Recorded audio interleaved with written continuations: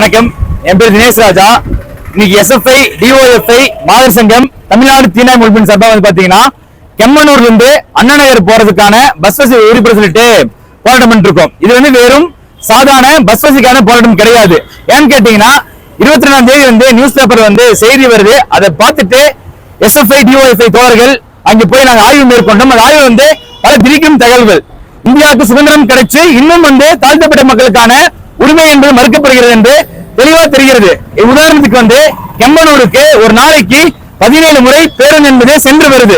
ஆனா அதே பக்கத்தில் இருக்கக்கூடிய வெறும் 500 மீட்டர் இருக்கக்கூடிய அண்ணா நகருக்கு வெறும் 7 முறை தான் வந்து பேருந்து என்பது சென்று வருது. இதற்கான காரணத்தை மக்கள் கிட்ட கேட்கும் போது அவங்க தெளிவா சொல்றாங்க. கோவிடுக்கு முன்னாடி 24 நம்பர் பேருந்து வந்து அந்த ஊருக்கு போயிருக்கு. அப்படி போகும்போது மக்கள் வந்து பேருந்து வந்து சிறப்பா கொண்டாடி இருக்காங்க. அப்படி கொண்டாடும் பேருந்து என்பது ஒரு நாள் கூட ஒரே ஒரு போயிருக்குது. அதுக்கு முன்னாடியே வந்து கெம்மனூர் மக்கள் வந்து அந்த பேருந்து இங்க போக கூடாது, அங்க போனா பிரச்சனைன்னு சொல்லிட்டு அந்த கெம்மனூர் மக்கள் அந்த பேருந்து வந்து தடுத்திருக்காங்க. கேருக்கு வந்து தடுத்திருக்காங்க. குறிப்பா வந்து கூட ஆதிக்க ஜெயன் வந்து அந்த பேருந்து தடுத்திருக்காங்க. என்ன சொல்றாங்கன்னு கேட்டாங்கன்னா, அண்ணா நகர் போய் பேருந்து திரும்பி இருந்துச்சுன்னா அங்க வந்து பட்டியல் மக்கள் தாழ்த்தப்பட்ட மக்கள் உட்கார்ந்து போயிருவாங்க. அவங்க முன்னாடி நின்று போகணும்னு சொல்லக்கூடிய ஒரு தீண்டாமை பிரச்சனையை வந்து வச்சிருக்காங்க. இதை வந்து தெரிஞ்சுக்கிட்டு எந்த ஒரு அரசும் நடவடிக்கை எடுக்காம இருந்திருக்காங்க. ஒண்ணு.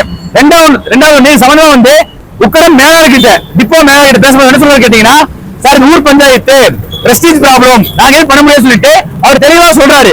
நாங்க என்ன கேட்கிறோம், சுதந்திரமடை இந்தியாவில ஒரு பேருந்து கூட வசதி கிடையாத மக்களா இன்னும் இருக்காங்க.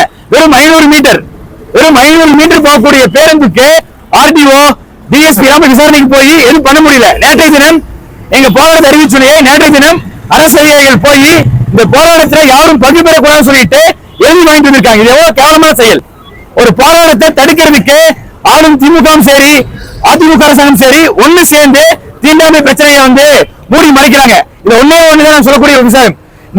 இந்த பிரச்சனைக்கு மாவட்ட ஆட்சியர் உடனடியாக தீர்வு காண முடியும். மாவட்ட ஆட்சியர் அவர்கள் உடனடியாக வந்து கெம்மனூர் சொல்லக்கூடிய அனைத்து பேருந்துகளும் அண்ணா நகர் செல்லணும்னு சொல்லிட்டு ஒரு ஆர்டர் பாஸ் பண்ணா இந்த பிரச்சனை முடிஞ்சிடும். ஆனா இந்த பிரச்சனையை முடிக்காம தொடர்ச்சியா வந்து தீண்டாமை பிரச்சனையை வந்து கடைபிடிச்சிருக்காங்க. அதை கண்டிச்சு நாங்க போராட்டம் பண்ணிட்டோம். இன்றைய தினம் முதற்கட்டமா வந்து மாவட்ட சென்சியர் மனு கொடுத்து வந்திருக்கோம். எங்க மனுவின் அடிப்படையில் சாதிய பாகுபாட்டின்படி கெம்மனூரில் இருந்து அண்ணா நகருக்கு பஸ் மார்க்கெட் வந்து கண்டிக்கிறோம். உடனடியாக கெம்மனூர் செல்லக்கூடிய அனைத்து பேருந்துகளும் அண்ணா நகர் சென்று அங்க இருக்கக்கூடிய மக்களை வந்து ஏற்றி வரணும். குறிப்பா வந்து பாத்தீங்கன்னா 10 வரைக்கும் தான் அண்ணா நகர் பஸ் இருக்குது. ஆனா அதே கெம்மனூருக்கு 11 மணிக்கு ஒரு பஸ் இருக்குது, 1 மணிக்கு ஒரு பஸ் இருக்குது, 3 மணிக்கு ஒரு பஸ் இருக்குது. இது எப்படி இருக்குன்னா, பசிச்சவனுக்கு சாப்பாடு வச்சுட்டு உனக்கு சாப்பிட தரமாட்டேன்னு சொல்லக்கூடிய நிலைமையை வந்து சமூக நீதி பேசக்கூடிய அரசாங்கம் திமுக வந்து கடைபிடிக்குது. இது வன்மையா கண்டிக்கணும்.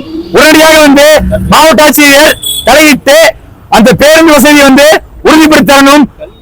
மேலும் அங்க பெறக்கூடிய மாணவர்கள் வேலை செய்யக்கூடிய பெண்கள்லாம் பெரிதும் பாதிக்கப்படுகிறாங்க. அவங்களுக்கெல்லாம் வந்து பாதிப்பு வந்து போக்கும் வகையில மாவட்ட ஆட்சியர் நடவடிக்கை கேட்டுக்கிறோம்.